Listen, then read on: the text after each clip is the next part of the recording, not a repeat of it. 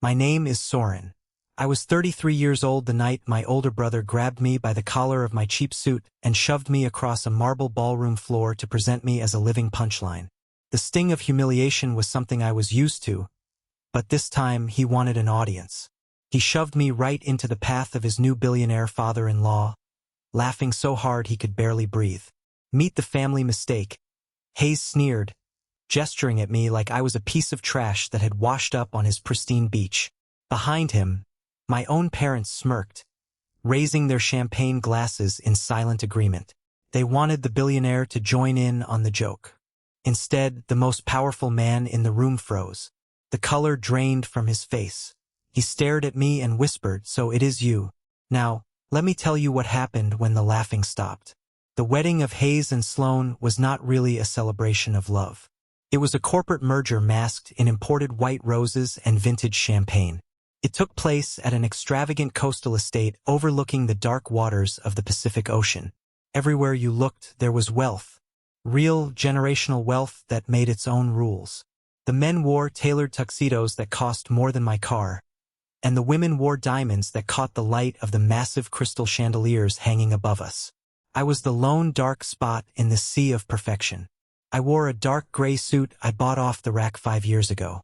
It did not fit right. The fabric felt stiff and cheap against my skin. A constant physical reminder that I did not belong in this room.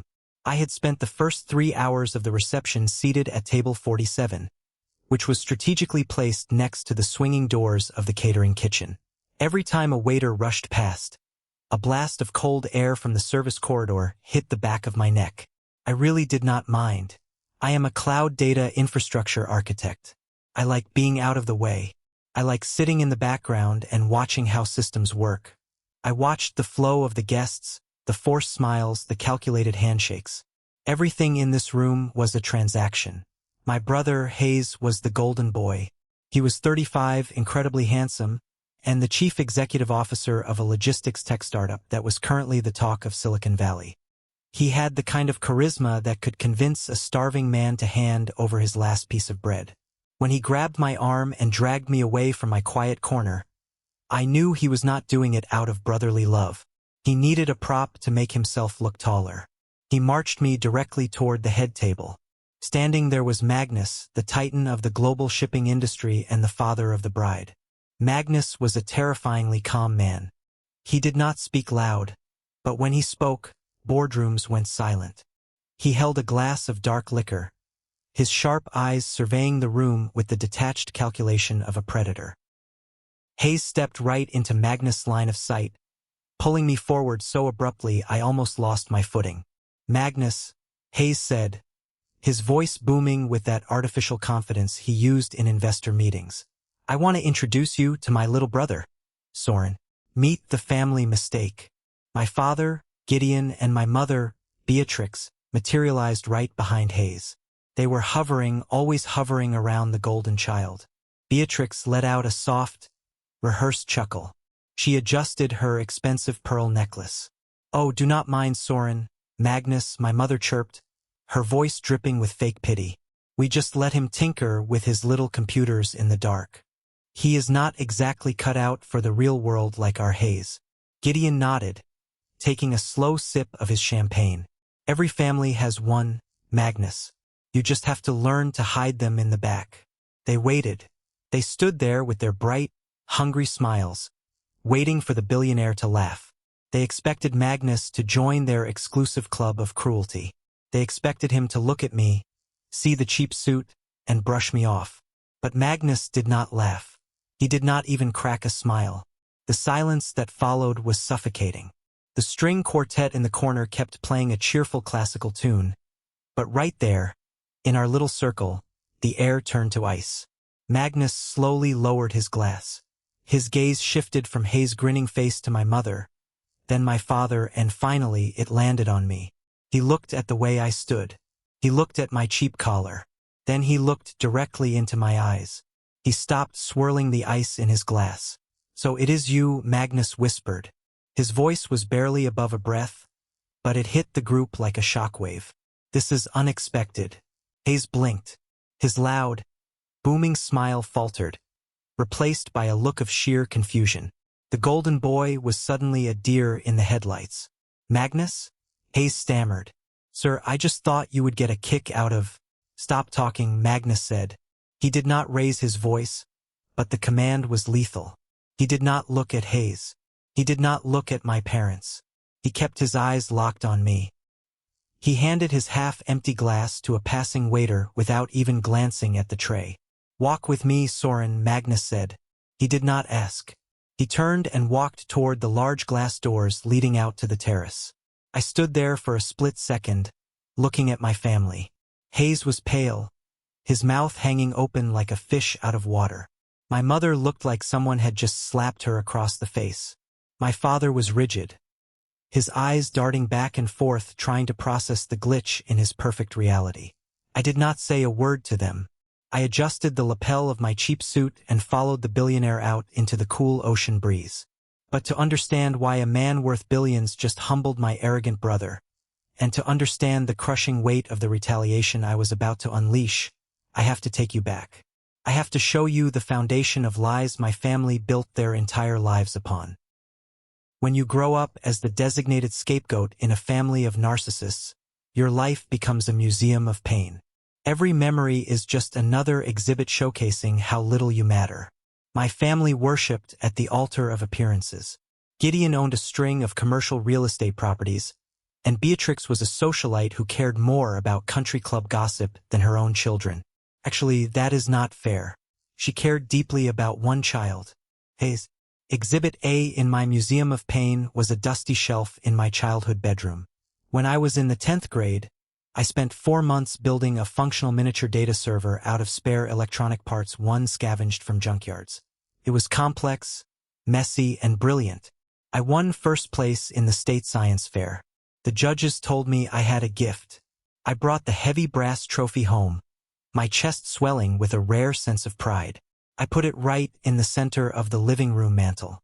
The next morning it was gone. I found it in the garage garbage can. In its place on the mantel was a framed certificate Hayes had received for participating in a regional debate tournament. Not winning, just participating. When I confronted my mother, she barely looked up from her magazine. Soren, your little metal toy was scratching the wood, she said dismissively. Besides, Hayes' certificate looks much more professional for when guests come over. You need to understand your place. My place was the shadows. Exhibit B was my 25th birthday. I did not want a party, but Beatrix insisted on a family dinner at a high-end steakhouse. I thought for once it might be a normal evening. I was wrong. My Uncle Thaddeus, Gideon's older brother, was there. Thaddeus was a loud, bitter man who considered himself the ultimate judge of success. Halfway through the meal, Thaddeus pointed his steak knife at me. So, Soren, still working the graveyard shift resetting passwords for idiots? He barked, chewing loudly. I manage network security infrastructure, I replied quietly. Thaddeus snorted. Right. Sounds like a dead end. Now look at Hayes. The man is 27 and already talking to venture capitalists. You should really start taking notes, boy. If you are not careful, you are going to end up a permanent parasite on this family. I looked around the table. Hayes was smirking, swirling his red wine. Gideon was nodding in agreement. Beatrix just sighed and said, "We pray for him." Thaddeus. We really do. Nobody bought me a cake. They split the check, making sure I paid for my own water. But Exhibit C is the one that truly shattered whatever illusion of family I had left. 2 years after that dinner, I woke up in the middle of the night with a pain in my abdomen so sharp it felt like I was being stabbed with a hot poker. It was a severe case of appendicitis. I drove myself to the emergency room, hunched over the steering wheel, sweating and grinding my teeth. They rushed me into surgery. I survived, but because I was an independent contractor at the time, my health insurance was minimal. I was hit with a medical bill for $5,000. For me, that was a mountain of debt I could not climb alone. I swallowed my pride and went to my parents' sprawling suburban home. I sat in their leather chairs and asked for a loan. I promised to pay it back with interest. Gideon crossed his arms and looked at me like I was a bad investment. $5,000 is a lot of liquid capital, Soren. We are currently helping Hayes secure a premium office space in downtown San Francisco for his new logistics startup. The rent is astronomical, but he needs to project an image of success to attract investors. I stared at him, the surgical stitches in my stomach pulling tight. You are giving him $50,000 a year for an office he does not even have a product for yet, and you will not loan me $5,000 to keep me out of medical collections? Beatrix stepped in, placing a manicured hand on my shoulder. You have to understand priorities, sweetie. Hayes is building an empire. You just had a little stomach ache. You are a smart boy. You will figure it out. Do not be selfish and drag your brother down. I left their house that day and never asked them for a single dime again. I worked 3 jobs. I ate ramen noodles for 8 months.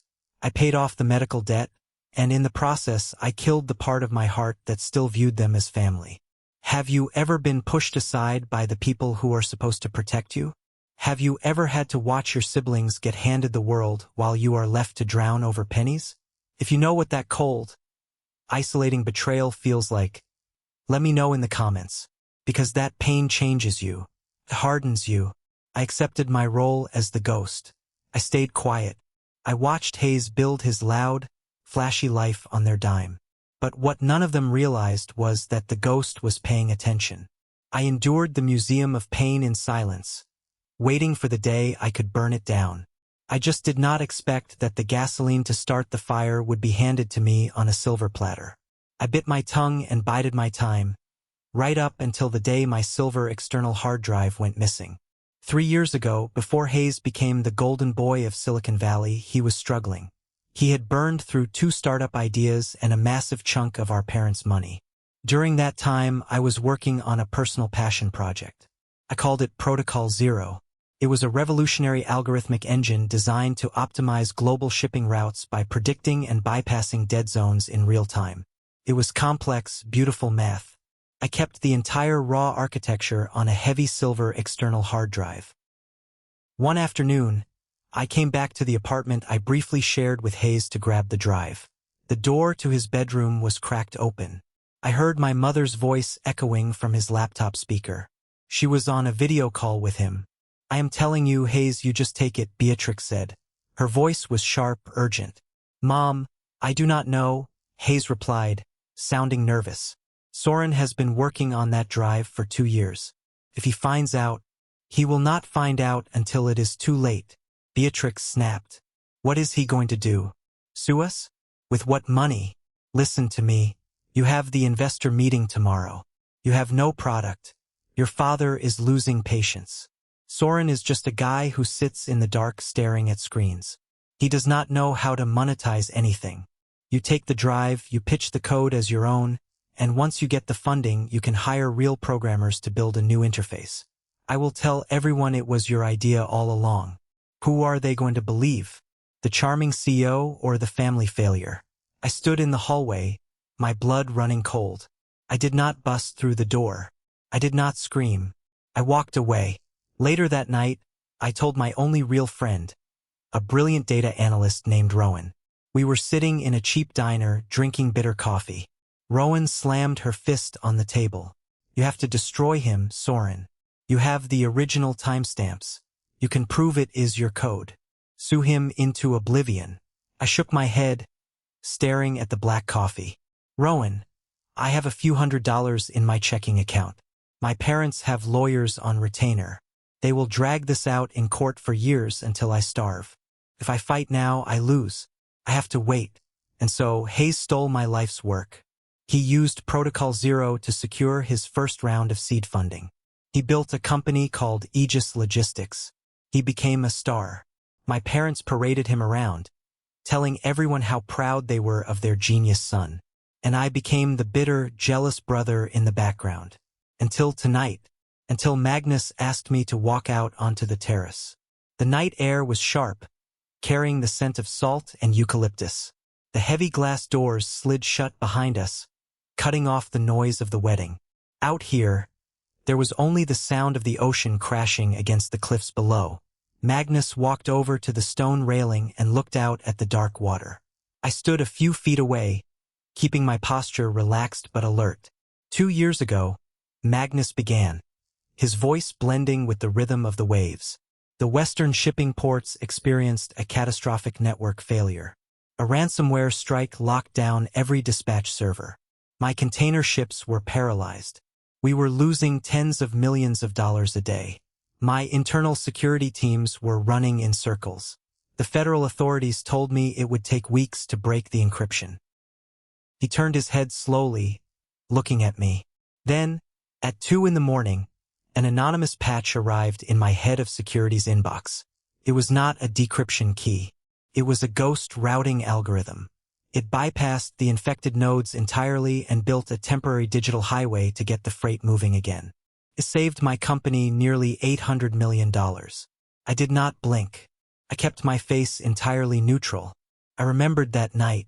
I was working a graveyard shift, bored out of my mind, watching the national crisis unfold on a news ticker. It took me 3 hours to write the patch and send it through a proxy server. My team spent 18 months hunting for the architect of that code. Magnus continued, taking a step toward me. 3 weeks ago, we finally found a digital fingerprint in the routing logic that linked back to a specific user terminal. We pulled the employee badge photo. And then, tonight, my future son-in-law drags the man I have been hunting across a dance floor and introduces him as the family mistake. Magnus stopped a foot away from me. You should have sent me an invoice, Soren. I do not write code for money, I said quietly. The system was broken. It was inefficient. I just fixed the flow. Magnus nodded slowly. The respect in his eyes was undeniable. That is exactly why we are standing out here. I am in the final stages of acquiring Hayes' company, Aegis Logistics. It is a massive buyout. 9 figures. On paper, his user metrics are incredible. His growth is flawless. But you and I both know that perfection in data is usually a lie. Real systems have friction. His numbers look synthetic. I looked through the glass doors. Inside, Hayes was sweating, pacing nervously while my parents whispered to each other.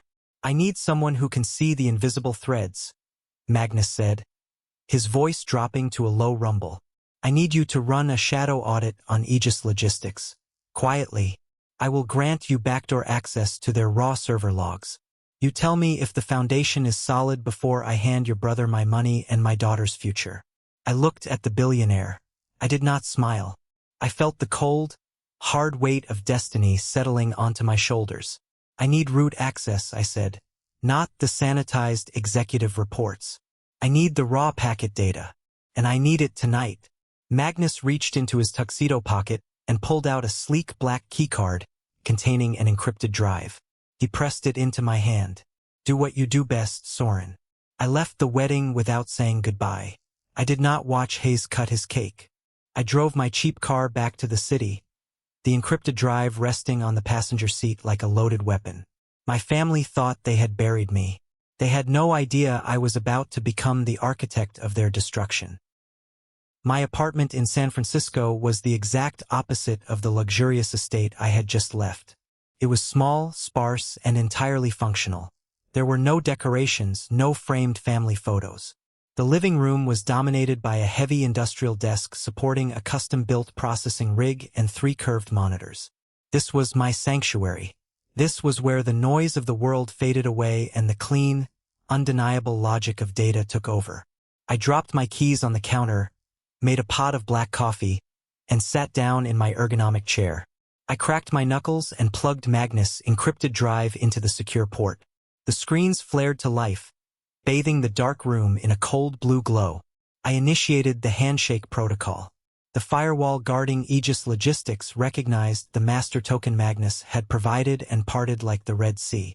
I was inside the crown jewel of my family's fabricated reality. For the past 2 years, Beatrix had constantly sent me links to articles praising Hayes. She mailed me magazine clippings showing him standing on stages with venture capitalists, wearing expensive turtlenecks and preaching about revolutionizing supply chain telemetry. My parents viewed his success as absolute proof that they had chosen the right son to invest in. I bypassed the colorful dashboards and executive summaries. Charts are designed to lie to investors. I wanted the raw, unfiltered packet data. I pulled the server access logs for the last 90 days. Millions of lines of code cascaded down my center screen. A digital river of timestamps, user queries, and server pings. I sat back, sipping the bitter coffee, letting my eyes blur slightly to catch the rhythm of the information. Real digital traffic is chaotic. Humans are messy. They log in at random times, they forget passwords, they let pages time out. But as I watched the data flowing through Hayes' company, a chill ran down my spine. The traffic was too smooth. It was flawless.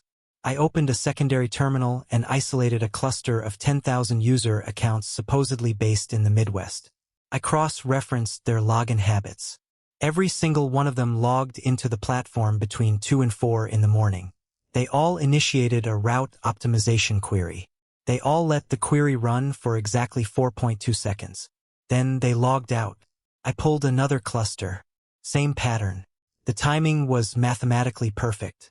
It was not a platform humming with human activity. It was a metronome ticking in a graveyard. I picked up my phone and dialed Rowan's number. It was 3 in the morning. She answered on the 4th ring, her voice thick with sleep. "Soren?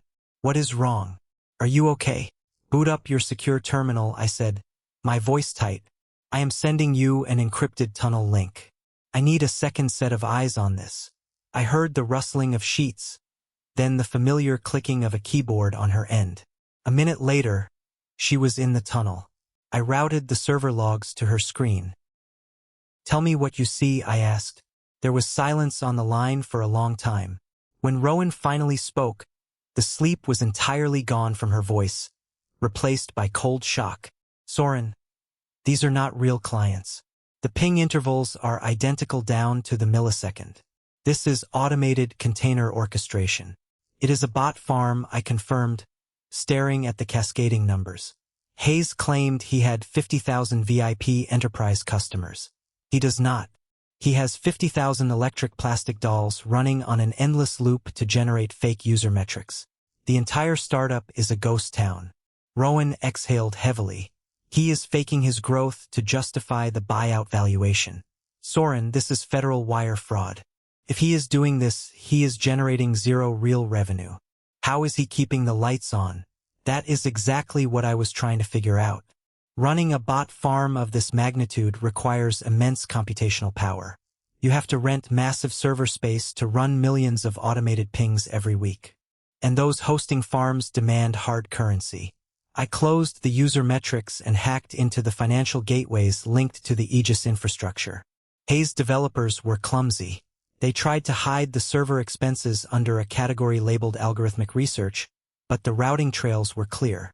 Every Friday afternoon, a massive wire transfer left the Aegis operating account. The money bounced through a shell company in Delaware before landing in a regional bank account in Nevada. I tallied the numbers. The reality was staggering. Aegis Logistics was burning $350,000 a month just to keep the fake servers running. The venture capital Hayes had raised last year was entirely gone. The company was bleeding to death, propped up solely by the desperation to close the buyout with Magnus before the money ran out. But the math still held a glaring contradiction. If the venture capital was gone, where was the $350,000 a month coming from? Who was secretly funding this criminal enterprise? I isolated the Nevada routing number and began a reverse trace through the public financial registry. Just as the progress bar hit 90%, my phone buzzed on the desk. It was a text message from Beatrix. "Family dinner tonight at 7. Wear something decent for once. Hayes has big news. Do not be late." I looked from the phone to the glowing monitor. The progress bar reached 100%. The origin of the funding appeared on the screen. The name attached to the account made the blood freeze in my veins. I thought I knew the depths of my family's betrayal. I thought I understood the rules of their twisted game. But looking at the name funding the fraud, I realized I had underestimated just how far my parents were willing to go to protect the golden child. The rabbit hole did not just go deep.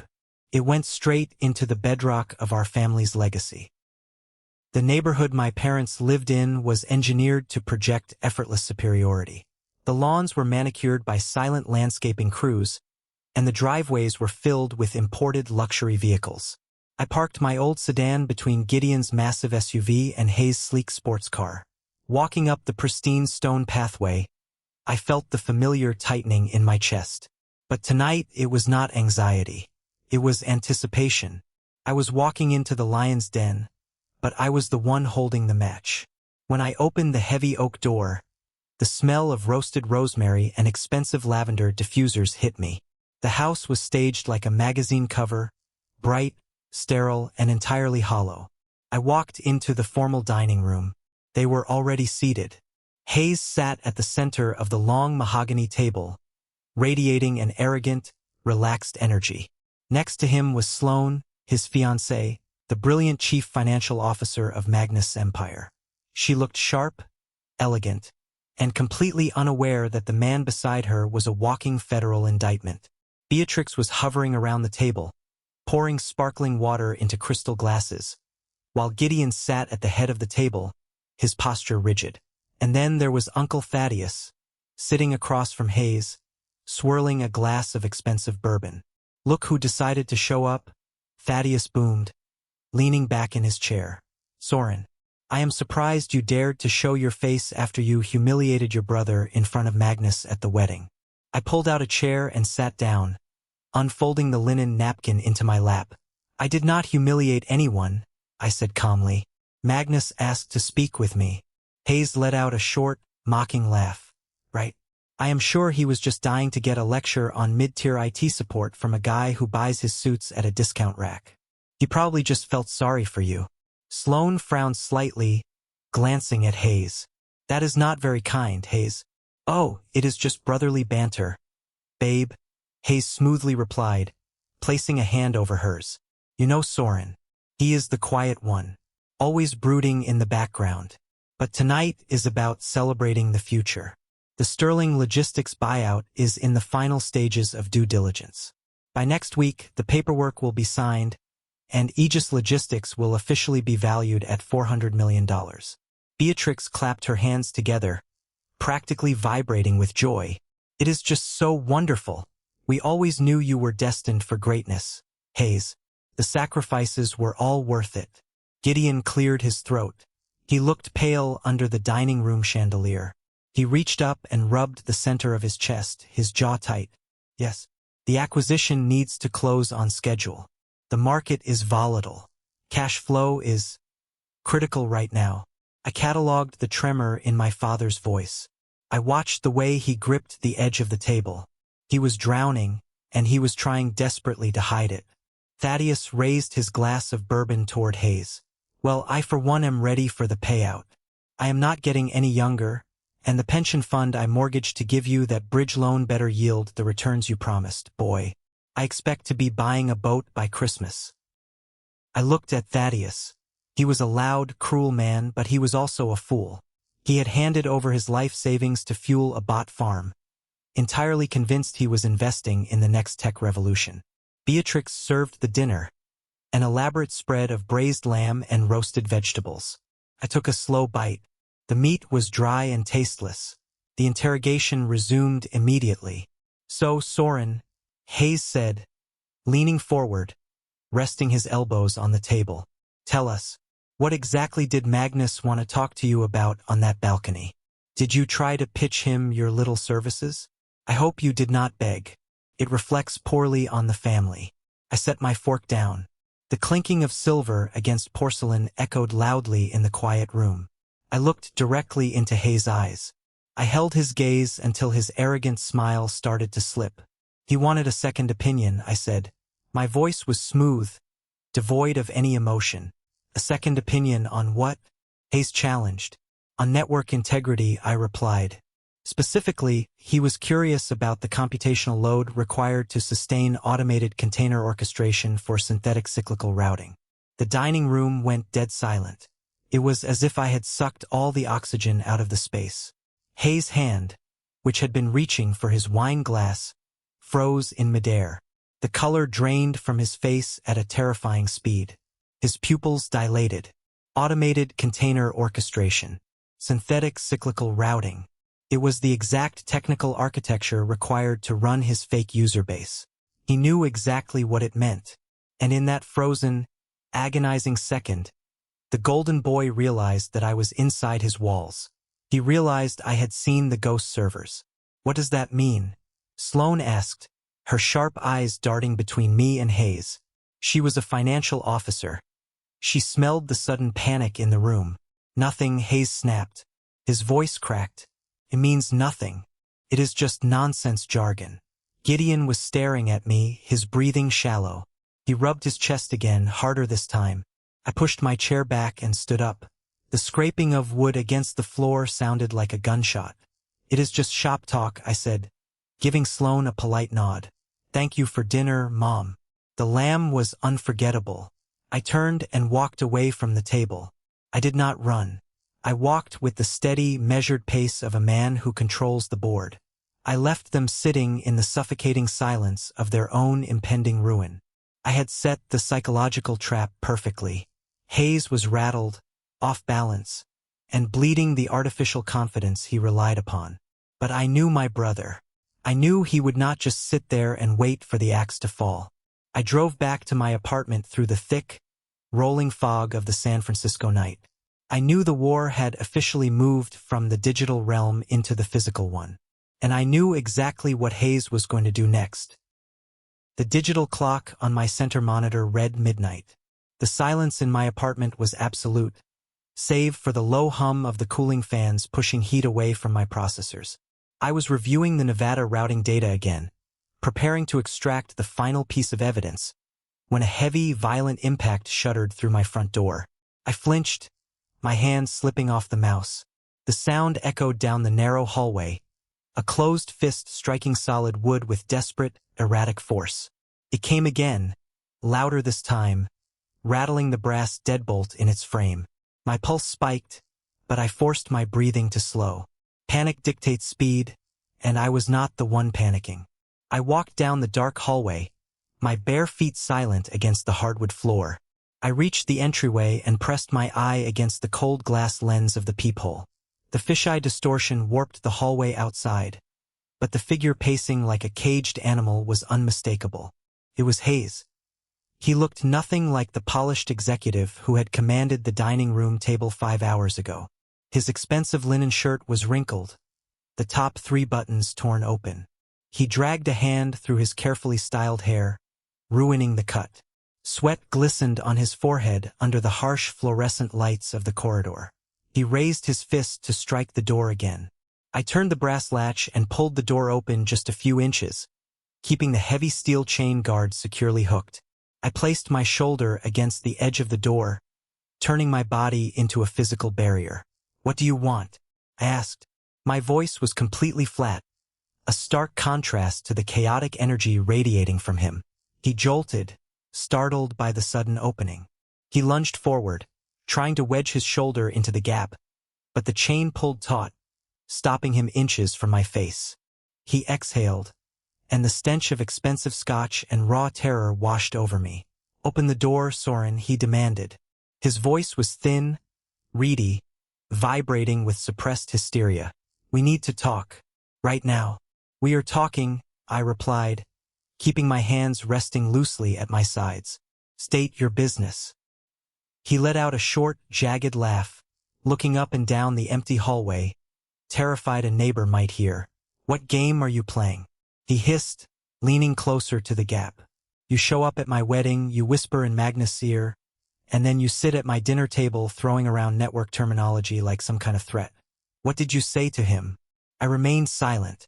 In any confrontation, silence is the heaviest weapon. People will rush to fill the void, and in their rush, they reveal their true baseline. Hayes could not handle the quiet. His eyes darted frantically across my face, searching for a tell, searching for the submissive brother he had spent a lifetime stepping on. He found a brick wall. He pivoted to his default strategy, intimidation disguised as condescension. You think you are so clever? He sneered, gripping the doorframe so tightly his knuckles turned white. You sit in this dark little box staring at screens, and you think you understand how the real world operates. It does not. Optics matter. I built an empire while you were debugging mainframes for hourly wages. You are trying to sabotage the biggest deal of my life because you are a jealous loser. He leaned in closer, his breath hot against the crack in the door. Listen to me carefully. If you try to ruin this merger with whatever petty glitch you think you found, I will destroy you. I have already talked to Thaddeus and Mom. We have a narrative ready. If you go to Magnus, we are going to tell everyone you are suffering from severe schizophrenia. I have fake emails drafted showing you tried to extort money from me. I will make sure you never work in the tech sector again. I will crush you, Soren. I listened to the tirade. 5 years ago, those words would have crippled me. Tonight, they sounded like a predictable algorithm executing a faulty command. Are you finished? I asked. He blinked, thrown off balance by my lack of fear. I did not go hunting for glitches, Hayes, I said, keeping my tone measured. I was asked to conduct a shadow audit. I pulled the packet data for your user acquisition metrics. You do not have 50,000 new enterprise clients. You have a bot farm. His eyes widened in the dim light. And synthetic traffic costs capital, I continued. You ran out of seed funding months ago. So every Friday you wire $350,000 to a shell company in Nevada to pay for offshore hosting. The numbers struck him with the force of physical blows. The remaining color drained from his face. His hands fell away from the doorframe. He was no longer the apex predator. He stepped back, his chest heaving, his bravado shattering into a million pieces. He pivoted to the last resort of a guilty man. He played the victim. Soren, please, he whispered, tears welling in his eyes. You do not understand the pressure. I just needed a head start, a temporary boost to secure the funding. Once the Sterling buyout clears, I was going to shut the ghost servers down and build the real product. No one would have ever known. We are family. Please, do not do this to me. You cannot build the real product, I stated, slicing through his pathetic justification. Because you do not know how. I know about the Silver Drive, Hayes. Protocol 0. 3 years ago, you stole my architecture and used it to launch Aegis Logistics. You built your pedestal out of my stolen labor. He reached out, his fingers grazing the wood of the door. If Magnus finds out, he will cancel the deal. I will go to prison. Sloan will leave me. You will destroy my life. Gravity does not care about family loyalty, I said. You built a skyscraper on a cracked foundation.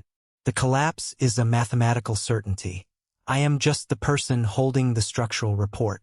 I grabbed the edge of the door and slammed it shut, turning the deadbolt with a loud click. I looked through the peephole. Hayes stood there for a long minute, his head hanging low. Then his posture shifted. The despair evaporated, replaced by cornered, toxic malice. He pulled out his phone, his thumbs flying across the screen. He was initiating his smear campaign. He was going to try and discredit me before the morning. If you are enjoying the story so far and want to see how this cornered rat's plan backfires spectacularly, make sure to hit that like button and subscribe. Trust me, the real carnage is just getting started. I walked back to my computers. Hayes' smear campaign relied on one fatal assumption. He assumed I would panic. Instead, I used his panic against him. I knew that to cover his tracks tonight, he would have to log into the Aegis mainframe using his master admin token. I set a digital snare on the outer firewall. At 1:12 in the morning, the system pinged. Hayes had logged in. In the microsecond his firewall lowered to verify his token, my extraction script slipped inside and piggybacked on his session. I had just acquired his digital fingerprint. He was permanently tied to the bot farm. But I was not done. I needed to finish the trace on the Nevada shell company. If Hayes was broke, whose money was paying the servers? I ran the final decryption key on the financial routing numbers. The PDF document generated on my right monitor. It was a formal deed of trust, filed publicly 6 months ago. I read the text at the top of the document. Then I read it again. The breath caught in my throat. The money funding the massive criminal fraud was linked to a high-yield second mortgage. The collateral listed on the deed included 4 commercial properties located in San Jose and Palo Alto. The borrower listed on the document was Gideon, my father. The man who preached hard work and integrity had secretly leveraged our family's entire real estate legacy to bankroll a federal crime, all to protect his golden boy. The board was set. The pieces were locked in place. The sun was about to rise, and I was going to burn their entire world to ash. I sat in my ergonomic chair for a long time, staring at the glowing monitor. The blue light cast long shadows across my silent apartment. The digital deed of trust was right there on the screen, a public record filed with the county clerk. My father, Gideon, the man who had spent my entire life lecturing me about the value of hard work, integrity, and building a solid foundation, had secretly leveraged our family's entire legacy. He had mortgaged 4 of his prime commercial properties in San Jose and Palo Alto to secure a high-yield, variable-rate loan. And he had funneled every single penny of that money into a shell company in the Nevada desert to keep a fraudulent bot farm running. The betrayal was so profound it physically knocked the wind out of me. This was no longer just a story about a greedy brother stealing my code. This was a story about a systemic, multi-generational corruption. Gideon knew. He had to have known. When Hayes ran out of his initial venture capital, when the real user metrics failed to materialize, Hayes must have gone to our father in a panic. Instead of shutting the lie down, Gideon chose to double down. He chose to risk the family's financial survival to prop up the golden child. My parents had looked at Hayes, a charismatic thief, and decided he was worth risking their entire future.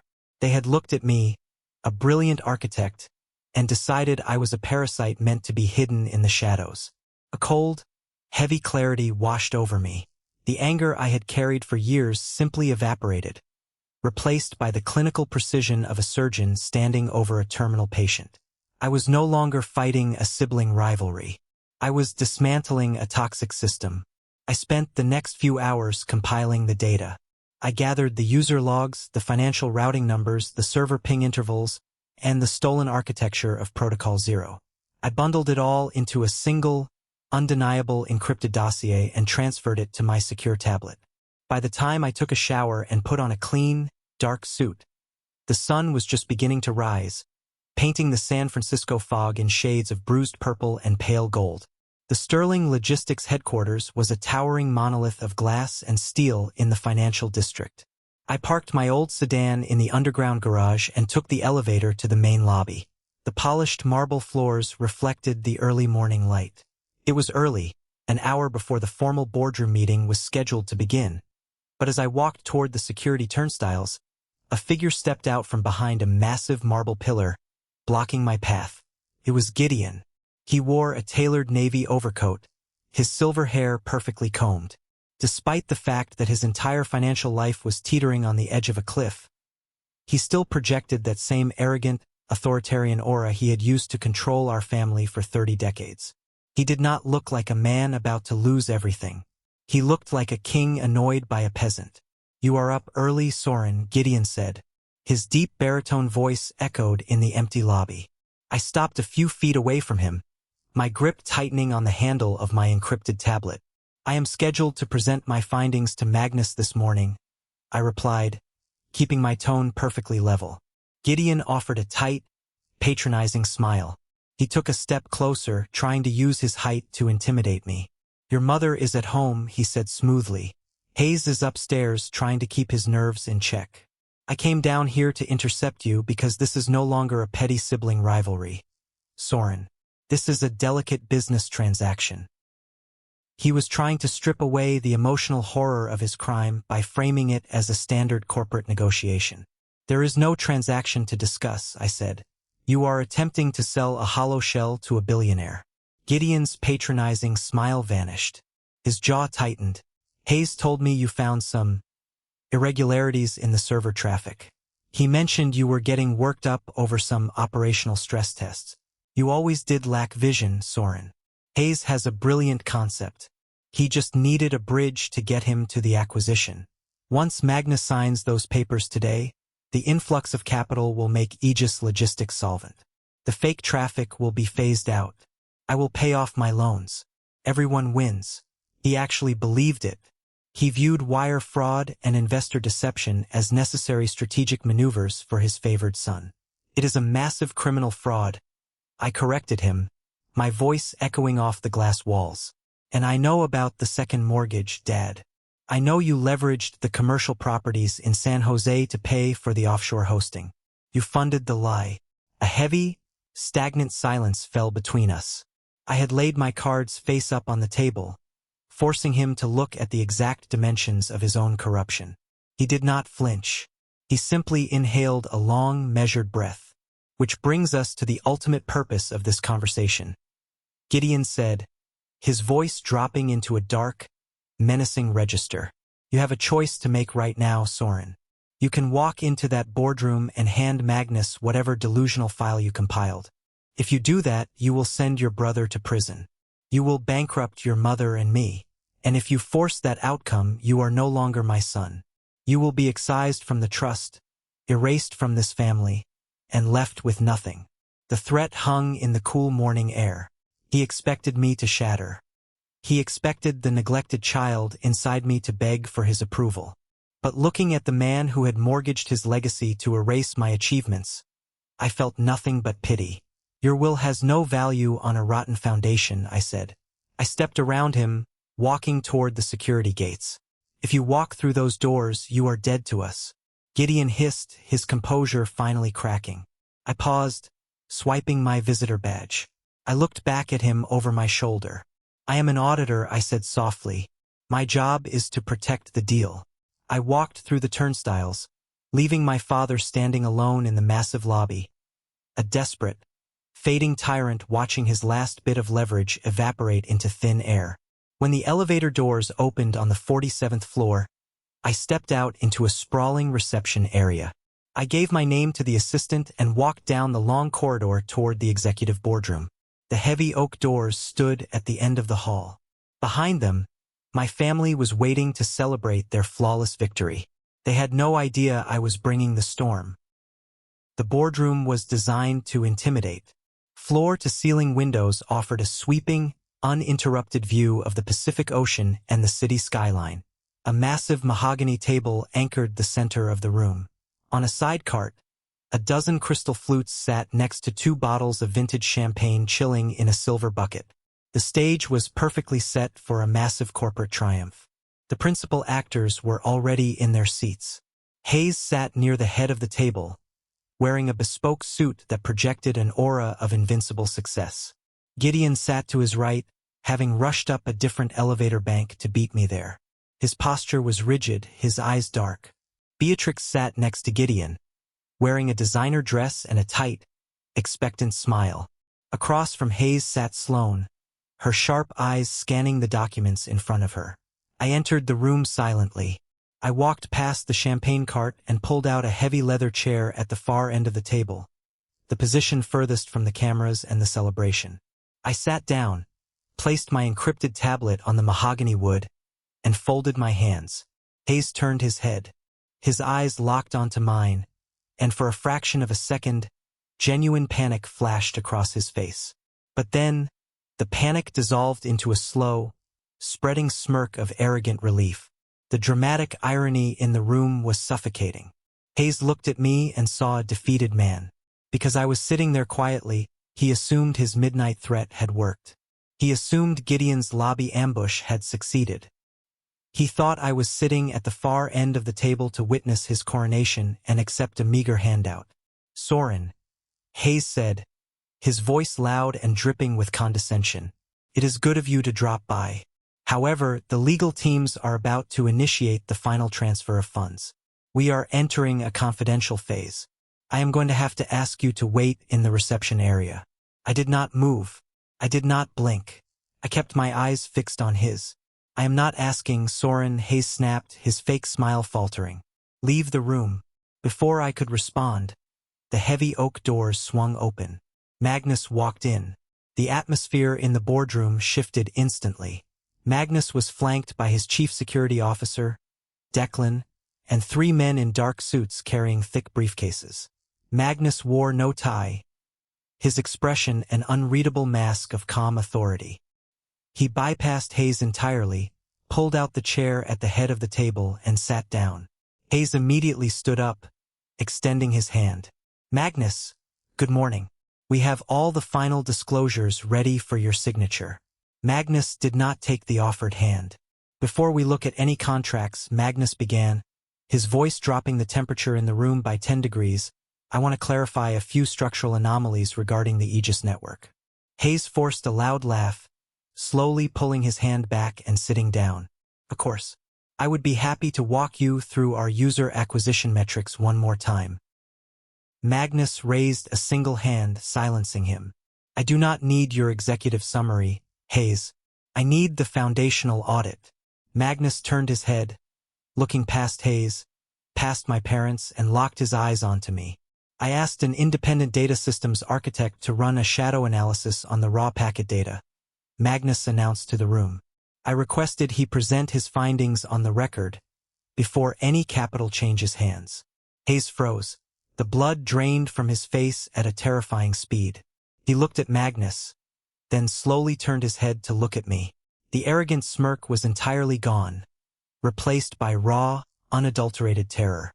The illusion of his victory shattered into a million pieces. Magnus reached into his jacket, pulled out a sleek black remote clicker for the boardroom projector, and slid it down the polished length of the table. It stopped precisely in front of my tablet.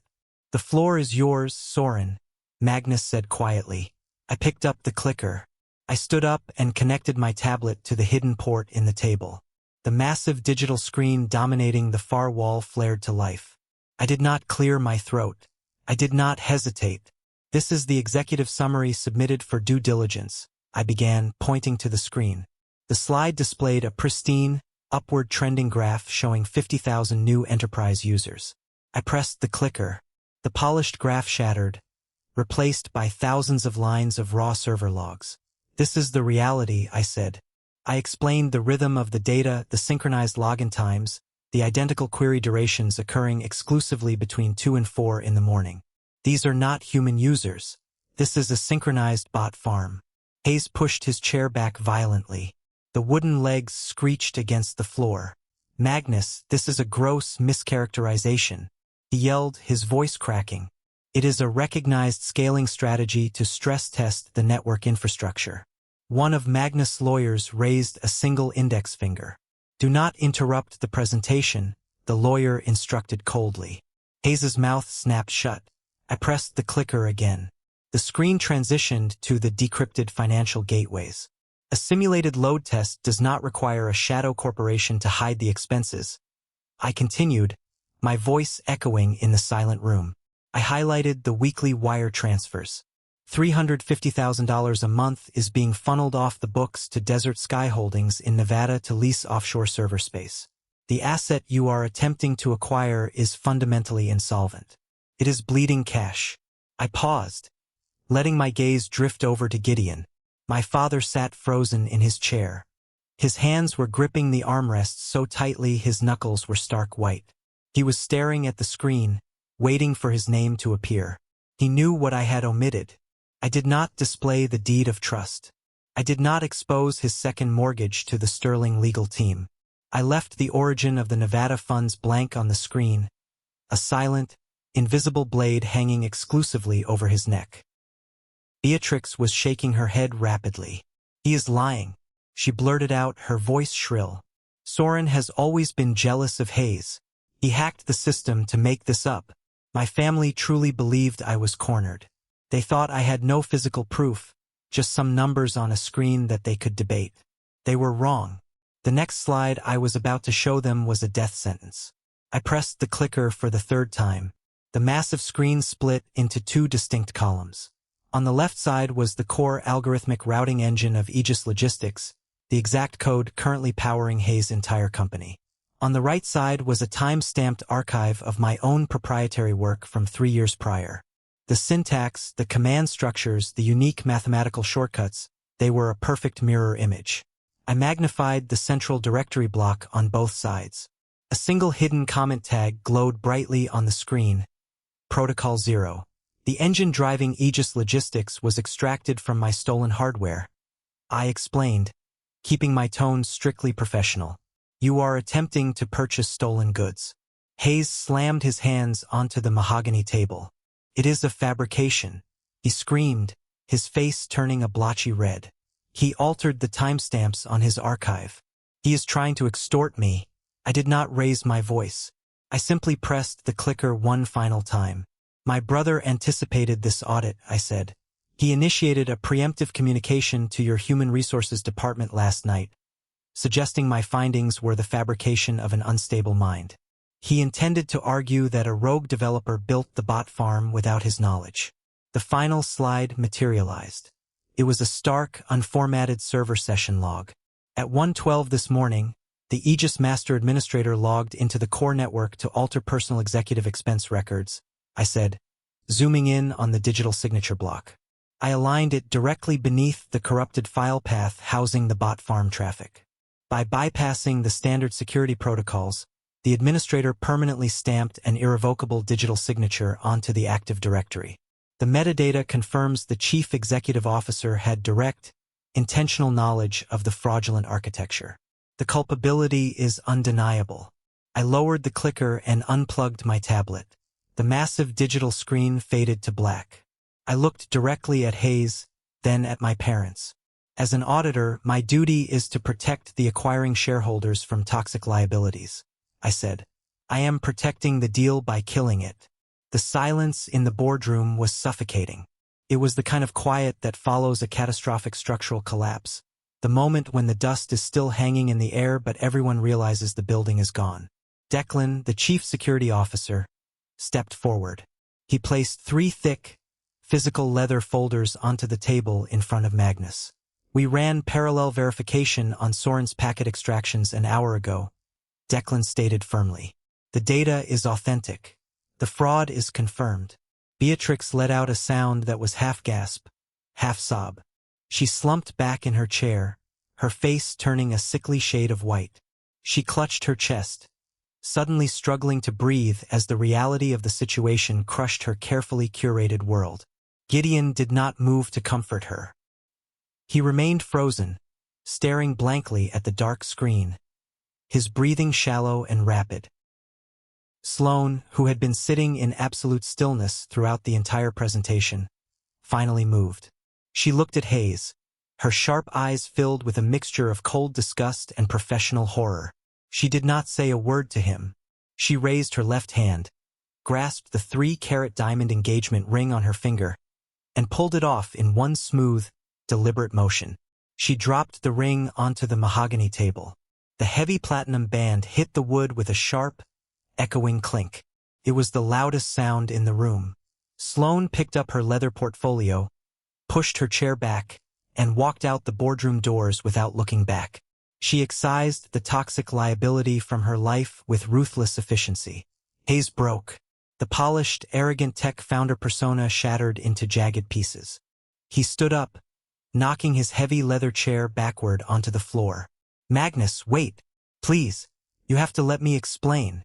There is no explanation required, Magnus said, his voice entirely devoid of emotion. He looked at Hayes like he was a stain on the carpet. The acquisition offer is formally rescinded. The letter of intent is void due to material misrepresentation and criminal fraud. Magnus turned to his lead legal counsel. Contact the federal regulators immediately. We are legally obligated to file a report with the Securities and Exchange Commission regarding the fraudulent disclosures. If you go to the SEC, my investors will pull out. Hayes yelled, tears streaming down his face. I will go to prison. He leaned over the table, clasping his hands together, begging for mercy. You destroyed your own life the moment you believed I was foolish enough to buy a lie, Magnus replied coldly. Only 15 minutes had passed since Magnus walked into the room, and a $400 million empire had just evaporated into thin air. But the true punishment for my family was only just beginning. If you are glad Hayes finally got what he deserved, drop a W in the comments below for win. I will be reading and hearting every single comment with a W, because we all know the truth always wins. Gideon stood up, his movements jerky and uncoordinated. His authoritative aura was completely gone. Magnus, listen to me, he pleaded weakly, his voice trembling. We can contain this. We can reach an equitable settlement without involving the authorities. You do not have the capital to reach an equitable settlement, Gideon, Magnus stated flatly. He tapped a button on the intercom console built into the table. Security to the executive boardroom. Beatrix let out a sharp cry. She snapped her head toward me, her eyes wide with a toxic, misdirected rage. Soren, tell them you made a mistake. How can you stand there and watch your family be destroyed? I looked at my mother, feeling a profound sense of detachment. I did not feel the fiery satisfaction of revenge. I just felt clean. The math had finally corrected itself. You destroyed yourselves, Mom, I said quietly. You just handed me the match. Two towering security guards stepped through the oak doors and escorted the crumbling family unit out of the building. I watched them leave, their desperate protests echoing faintly down the hallway until the elevator doors closed. The weeks following the boardroom presentation unfolded with the unyielding velocity of a controlled demolition. Once the first domino fell, the rest of the structure collapsed in spectacular fashion. The Securities and Exchange Commission formally announced an investigation into Aegis Logistics. The venture capitalists who had funded Hayes' initial seed round filed massive civil suits, freezing every asset tied to the company. Aegis Logistics was forced to declare Chapter 7 bankruptcy within a month. The ghost servers in Nevada finally went dark, the fake traffic flatlining forever. Hayes was indicted on multiple federal charges of wire fraud and investor deception.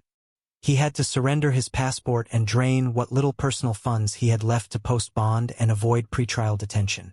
But the financial contagion did not stop with Hayes. It spread upward, consuming the enablers. When the Nevada Shell Company ceased operations, the true purpose of Gideon's secret loans became undeniably clear. The commercial bank that held the second mortgage initiated an aggressive audit. Gideon could not make the payments without the buyout capital. The 4 commercial properties in San Jose and Palo Alto were forced into immediate foreclosure proceedings. The performative wealth evaporated overnight. The pristine gated mansion in the suburbs was placed on the market at a significant loss to cover mounting legal fees. Every single asset Gideon had spent 30 years acquiring was drained away to pay for Hayes' criminal defense attorneys. And then there was Uncle Thaddeus. The loud, arrogant man who had mocked me at my birthday dinner lost his entire pension fund. He had handed his life savings to a fraud. Thaddeus spent his days calling my parents' phones, leaving unhinged, screaming voicemails, cursing them for ruining his retirement. The flying monkeys who had enabled the abuse were now tearing each other apart. They had lost everything. The cars, the houses, the country club memberships, the sickening pride. They were drowning in a sea of their own making. But while their world was burning to the ground, my world was quietly shifting. 2 months after the boardroom confrontation, I received a secure message from Magnus' office. He requested my presence at an exclusive, heavily guarded restaurant in the heart of Silicon Valley. My family had lost it all, but a deeply ironic twist was waiting for me at that lunch table. The Silicon Valley Executive Club operates entirely on the currency of silence. There were no flashing cameras, no opulent, tacky displays of wealth. It was just heavy oak doors, deeply upholstered leather booths, and the quiet murmur of people who controlled global markets. I handed the keys of my old sedan to the valet and was guided to a secluded, private dining room overlooking the sprawling valley below. Magnus was already seated. He stood up when I walked in, offering a firm, respectful handshake. We ordered our meals, and Magnus immediately shifted the focus from pleasantries to business.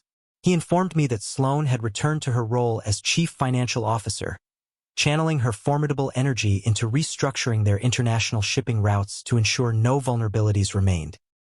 Then, Magnus reached into his briefcase and slid a sleek black leather folder across the polished table. It stopped precisely in front of my water glass. The chief technology officer of my primary logistics conglomerate recently announced his retirement, Magnus explained, his sharp eyes holding mine. I am halting the external search. I want you to take the position, Soren. I looked down at the folder. Inside that leather casing was the ultimate validation. It was a C-suite executive title, a massive equity stake in a global empire, a corner office overlooking the Pacific Ocean, and a base salary in the 7 figures. It was the exact life my family had destroyed themselves trying to steal. They had mortgaged their souls trying to pick the lock on the front door of the billionaire's empire. And now, the emperor was sliding the keys across the table to the family mistake. It was the ultimate ironic link. But as I stared at the contract, I realized something fundamental about myself. I did not reach for the folder. I appreciate the magnitude of this offer, Magnus, I said, keeping my voice steady. But I cannot accept the position. Magnus blinked. The calm anticipation on his face froze into genuine surprise. People did not decline a seat at his table. May I ask why? He asked. If I accept the title of Chief Technology Officer, I become a permanent component of your corporate hierarchy, I replied. I would have to manage internal politics. I would have to play the game.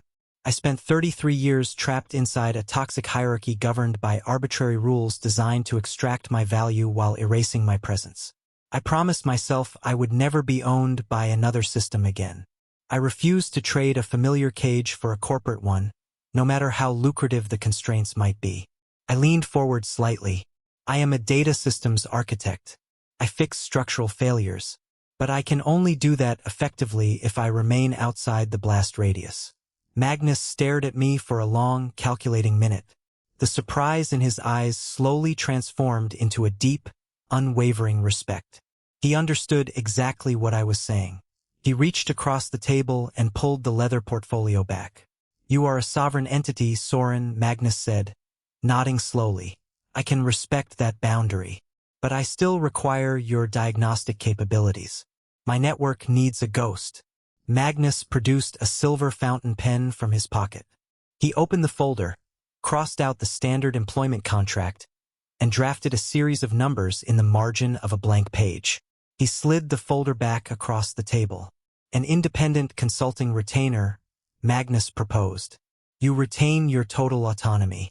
You accept no corporate title. You set your own hours. You report exclusively to me. I looked at the number he had written in the margin. The retainer fee was staggering. It secured absolute financial independence for the rest of my life. It was not a paycheck. It was a sovereign grant. I picked up the silver pen and signed my name. I had secured my future on my own terms, without sacrificing my peace. But as I walked out of the club and handed my ticket to the valet, the ghosts of my past made one final, desperate attempt to drag me back down. My phone buzzed in my pocket. It was a new voicemail. I sat in the driver's seat of my car, the engine idling quietly in the valet lane. I pulled my phone from my pocket. The screen displayed a missed call and a new voicemail from a number I had not saved, but I recognized the digits immediately. It was Beatrix. I stared at the screen for a moment, listening to the hum of the engine. Then, I pressed play and engaged the speakerphone. Soren, please do not delete this. Beatrix's voice filled the small cabin of my car. Her tone was unrecognizable. The practiced, melodic pitch of the wealthy socialite was entirely gone. Her voice was scraped raw by public humiliation and exhaustion. I know you are angry, she continued, her breath shuddering into the microphone. Your father is a broken man. We are packing up the house today. The bank is taking it. We are moving into a small rental apartment on the edge of the city. I am sorry we let Hayes take credit for your hard work. You are brilliant, Soren. You always were. We just did not see it. The apology hung in the air. For 33 years, the neglected child inside me had craved those exact words. I had built a museum of pain wondering why I was never enough to earn their praise. But hearing those words now, they carried absolutely no weight. They were hollow. They were transactional. Please, Soren, she begged, her voice cracking into a sob. Hayes is facing real prison time. The federal prosecutors are pushing for a 10-year sentence. He is terrified. He cannot survive in a place like that. Magnus holds all the leverage. You are the only one who can talk to him. Ask him to drop the civil suits. Ask him to show mercy to the federal judge. Save your brother, Soren. Save your family. She was not apologizing because she felt remorse. She was apologizing because she needed a favor. She was asking me to compromise my integrity, to burn my bridge with Magnus, just to shield a criminal from the natural consequences of his own actions. Even now, standing in the ashes of the life they burned down, her only priority was protecting the golden child. I did not feel anger. I did not feel sadness. I felt an overwhelming sense of freedom. I reached out and tapped the screen. The automated voice confirmed the action. Message deleted. I opened my contacts, selected her number, and hit block. I did the same for Gideon, for Hayes, and for Thaddeus. The emotional tether that had held me hostage for decades was permanently severed. I put the car in drive and pulled out onto the highway. The late afternoon sun was dipping toward the horizon, casting a warm golden light over the California hills. Hayes had paraded me in front of a billionaire, intending to cement my status as the family mistake. He fundamentally misunderstood the nature of engineering. When a system is inherently corrupt, when it requires you to sacrifice your sanity and your truth just to fit in, failing to conform to its parameters is not a mistake. It is a triumph. Gideon, Beatrix, and Hayes had built a towering skyscraper out of fabricated metrics, leveraged debt, and cruel lies. They believed they could defy the basic laws of physics. But gravity is a relentless auditor. Gravity does not care about your ego, your tailored suits, or your country club memberships. Gravity always pulls down a house built on a rotten foundation. Peace is not something you find by begging toxic people to love you. Peace is a structure you build yourself, one honest line of code at a time. Peace is earned. I drove back toward my quiet apartment, the Pacific Ocean glittering in the distance. The ghost servers were dead. The fake empire was gone. And for the first time in my life, the system was running flawlessly. I let my family face the full, devastating legal and financial consequences of their actions. I did not lift a single finger to save my brother from prison or my parents from bankruptcy. A few distant relatives sent me angry messages, calling me cold-blooded for abandoning my own blood when they were at rock bottom. What do you think? Was I wrong to walk away and let the hammer fall, or did they get exactly what they deserved? Let me know your verdict in the comments below. If you enjoyed this story and want to hear more tales of karma catching up to toxic people, please hit that like button, subscribe to the channel, and turn on the notification bell so you never miss an update. Thank you for watching, and remember, never let anyone make you feel like a mistake in your own life.